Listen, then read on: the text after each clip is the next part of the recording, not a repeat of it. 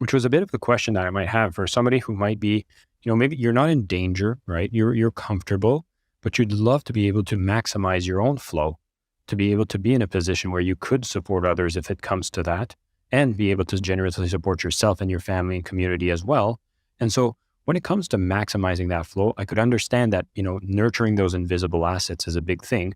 Are there some other ways that we can, be more proactive in making sure that we have a good relationship and that flow is as big as it can be for what we want to achieve? I think for the next months or next few years, we can transform your visible assets into invisible assets.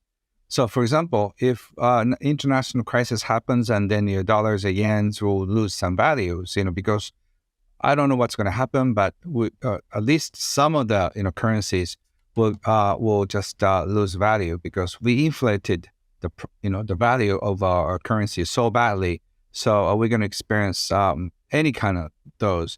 But if you say, for example, if you take 100 friends for good dinner, it may cost $50. So you may lose $5,000 of visible asset, but in their memory, 100 friends remember you treated them. So after the next currency, happens, they can treat you back. So that's what I mean. I'm just talking figuratively.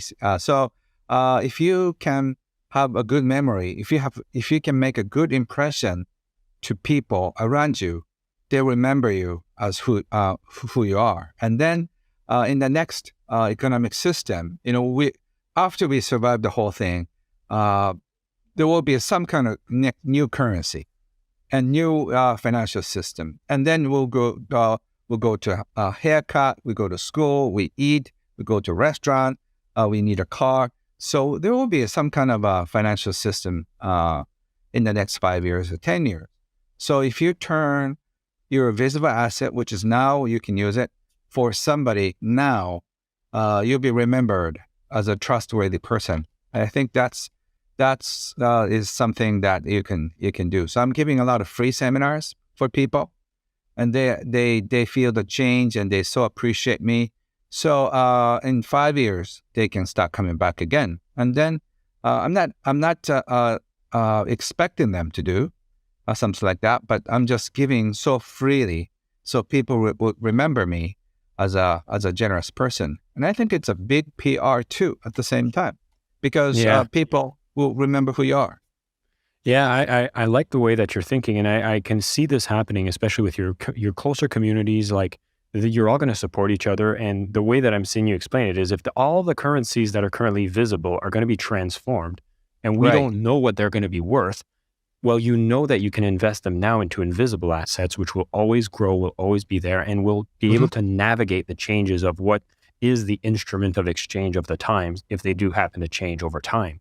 And you touched on the fact that you're doing a lot of free content as someone who's, a teacher, a specialist, and an expert, to be able to educate people. And that's a big way of giving, but to a very large community. It's almost like a public community, which makes me think about this whole idea of building your personal brand. And I'd love to know, when you speak of invisible assets, are we talking about things that are very much about building your personal brand, or are you talking about more of a smaller type of community within your own little village or your own circle of friends? I think both, because say, for example, if you take your friends out for dinner or lunch, or even if I take a lot of strangers out for lunch, sometimes I do hold a party for 200 people. I pay everything for, in a way to show my appreciation, to support me as a writer. Last year, it was the 20th anniversary of my debut. So I supported a lot of people. I wanted to pay back. So I do a lot of those. And that could be more of a personal brand. And at the same time, if you were taking a lot of friends for lunch and dinner, if he or she is a government bureaucrat, that's regarded as a bribe.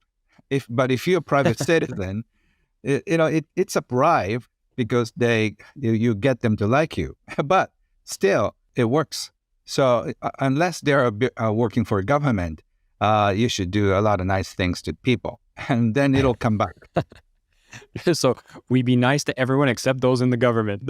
Well, because it's a crime. What's fascinating about what you say is like, imagine that it's such a gesture that creates such a value incentive that it has to be made illegal in public facing individuals. Why wouldn't we be using it within our private ways of doing business? Yes. I had a chance to work for the government of Canada for a while, which was actually in procurement. And I thought it was, to me, it was like, yeah, you just go and you buy things. But I was like, wow, okay, governments buy really complicated and expensive things. And I can see how there's massive incentive to try to influence decision makers, because those are $1 million, multi-million-dollar contracts. And I just realized, like, oh my God, like the power of relationships that you can nurture in private organizations that aren't allowed in public make things so much more efficient in the private sector, that I had an appreciation for, okay, the government needs to do this to be as fair, but then as we're private citizens, we actually get to operate in exchange, make some favors, develop relationships. It's not necessarily the most fair way that you decide to organize your supply chain, but that's the way we want to do it, so that they're part of our greater family, our greater community, our greater ecosystem. And I think as we're going out there building our personal brands, whether it's employees we're getting, suppliers or partners within our organization, fans, and clients, this is all you building your little ecosystem that allows you to have that invisible asset. As if things are out there and they change, you're still having that type of community that you've built. You get to have support from, you get to support them, and you all get to navigate this and make this a little more or a little less painful to navigate the tougher times. And, to me, that's the biggest thing that happens as a shift of mindset when I have conversations with you, is like, hey, I think I'm doing okay being very helpful, because I see a lot of frustrations amongst creators saying, I give away for free so much, but I just can't monetize. And there's that kind of sense of disappointment and frustrations from that space. And I'm sure you probably work with a lot of individuals that might have a similar opinion. Are you suggesting just keep on going and it will pay back? So one of the national bestsellers that I wrote 10 years ago, the title is Do What You Love and Make Sure Money Follows You. No, that it's a long title, but I wanted to explain what it is, what's involved in the whole thing. A lot of people do the first half, do what you love, but they forget to make sure that money follows after you.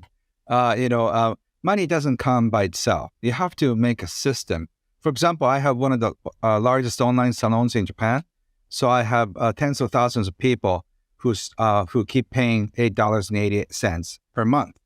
So I don't need to write. They are my almost like a family, big family members. They support one another. They function without me, and so I created a whole ecosystem that people can support one another. If you're a member of my Ken Honda Online Salon, you're a good person, and then a lot of people become friends. They're getting married, and a lot of great stuff is happening.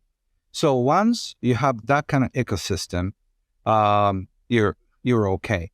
But if you do what you love and then forget to make sure the system works, you're just a volunteer. And if you're financially okay, that's one way of doing it. But if you want to monetize it, you have to make sure that money will come into you without demanding it. I'm glad you bring that up, because, well, for those who are listening to this podcast, we share plenty of ideas on how to actually build the business system and the sales system so that you can monetize on your idea. So doing what you love is only the first part, and then building the system is a big part that we want to make sure to reinforce.